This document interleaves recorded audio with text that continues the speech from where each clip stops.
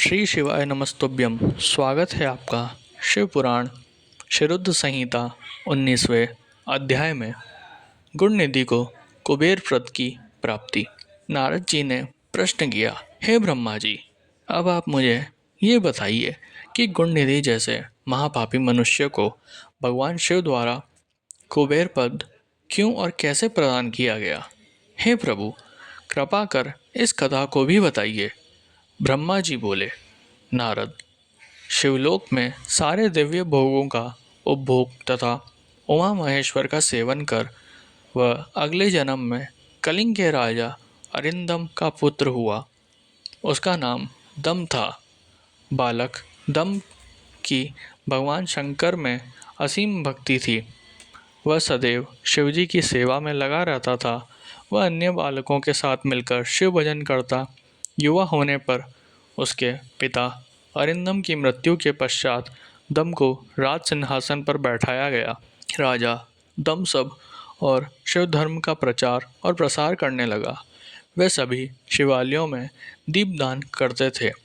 उनकी शिवजी में अनन्य भक्ति थी।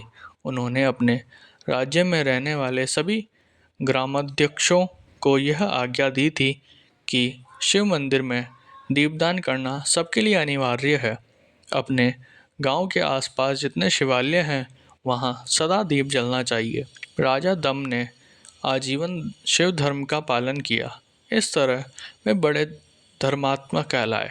उन्होंने शिवालयों में बहुत से दीप जलवाए।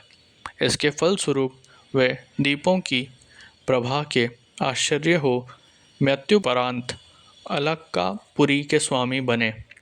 ब्रह्मा जी बोले, हे नारद, भगवान शिव का पूजन व उपासना महान फल देने वाली है।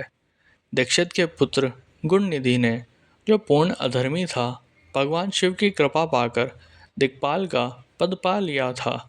अब मैं तुम्हें उसकी भगवान शिव के साथ मित्रता के विषय में बताता हूँ। नारद, बहुत पहले की बात है।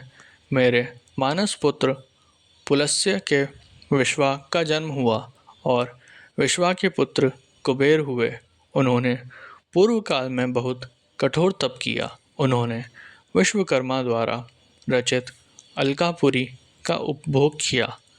मेघवाहन कल्प के आरंभ होने पर वे कुबेर के रूप में घोर तप करने लगे। वे भगवान शिव द्वारा प्रकाशित काशीपुरी में गए और अपने मन के रत्नमय दीपों से 11 रुद्रों को उद्बोधित कर वे तन्मयता से शिवजी के ध्यान में मग्न होकर निश्चल भाव से उनकी उपासना करने लगे। वहाँ उन्होंने शिवलिंग की प्रतिष्ठा की। उत्तम पुरुष द्वारा शिवलिंग का पूजन किया। कुबेर पूरे मन से तप में लगे थे। उनके पूरे शरीर में केवल हड्डियों का ढांचा और चमड़ी ही बची थी। इस प्रकार उन्होंने 10,000 वर्षों तक तपस्या की। तत्पश्चात भगवान शिव अपनी दिव्य शक्ति उमा के भव्य रूप के साथ कुबेर के पास गए।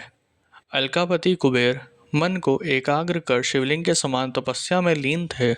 भगवान शिव ने कहा, अलकापते, मैं तुम्हारी भक्ति और तपस्या से प्रसन्न हूँ। तुम मुझसे अपनी इच्छानुसार वर मांग सकते हो।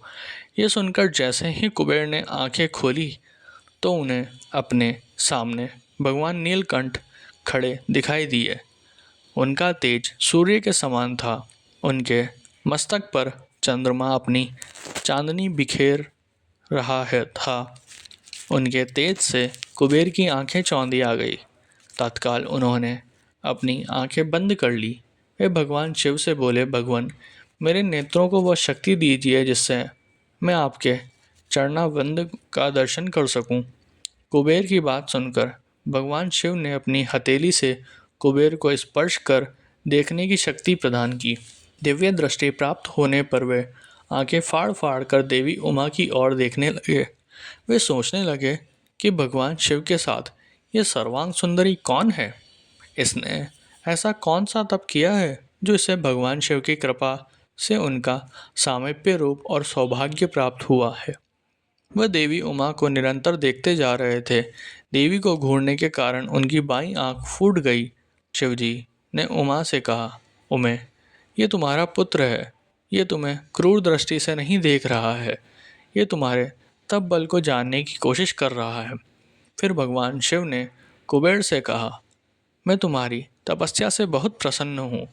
मैं तुम्हें वर देता हूँ कि तुम समस्त निधियों और गुहों शक्तियों के स्वामी हो जाओ। श्रुवतियों, यक्षों और किन्नरों के अधिपति होकर धन के दाता बनो। मेरी तुमसे सदा मित्रता रहेगी और मैं तुम्हारे पास सदा निवास करूँगा, अर्थात तुम्हारे स्थान अलकापुरी के पास ही मैं निवास करूँगा। कुबेर, अब तुम अपनी माता उमा के चरणों में प्रणाम करो, ये ही तुम्हारी माता है। ब्रह्मा जी कहते हैं, नारद, इस प्रकार भगवान शिव ने देवी से कहा, हे देवी, यह आपके पुत्र के समान है, इस पर अपनी कृपा करो। यह सुनकर उमा देवी बोली, वत्स, तुम्हारी भगवान शिव में सदैव निर्मल भक्ति बनी रहे। बाईं आंख फूट जाने पर तुम एक ही पिंगल नेत्र से युक्त रहो। महादेव जी ने जो वर तुम्हें प्रदान किए हैं वे सुलभ हैं। मेरे रूप से ईर्ष्या के कारण तुम कुबेर नाम से प्रसिद्ध होंगे। कुबेर को वर देकर भगवान शिव और देवी उमा अपने धाम को चले गए। इस प्रकार भगवान शिव और कुबेर में मित्रता हुई और वे अलकापुरी के निकट कैलाश पर्वत पर निवास करने लगे। नारद जी ने बोला, ब्रह्मा जी, आप धन्य हैं। आपने मुझ पर कृपा कर मुझे इस अमृत कथा के बारे में बताया है। निश्चय ही शिव भक्ति दुखों को दूर कर समस्त सुख प्रदान करने वाली है।